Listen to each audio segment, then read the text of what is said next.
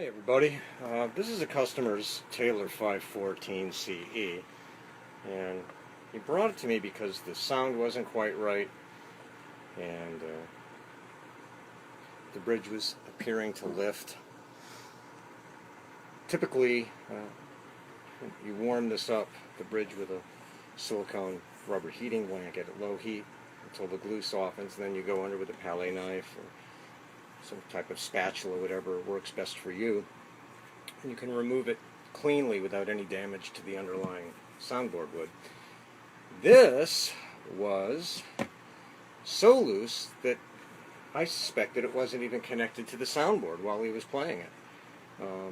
It just was wobbling a lot like this, and I could see air in a lot of places. The pins were what was holding the bridge to the top of the guitar, which is a very precarious position to be in. So I basically am going to prove my point, I don't even think this thing's glued to the top. And this will be probably maybe the second time in 24 years where I could just do this. Yep, look at that.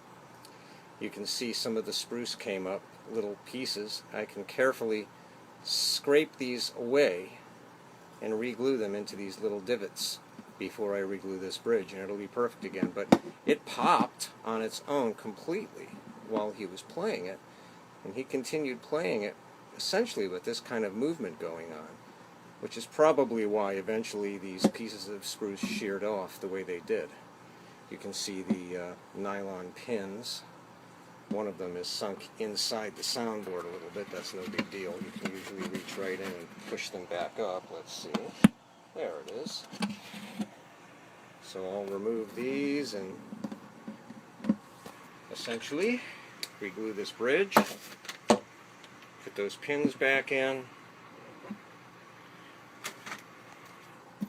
Fill these divots, reglue the bridge. But isn't that amazing that the guy was playing when it wasn't even glued to the soundboard anymore?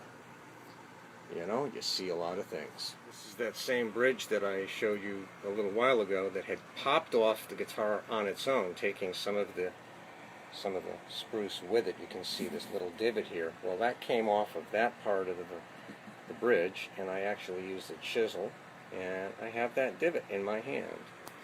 And I just want to show you, if I put that right back in where it belongs, oriented the correct way, look at that.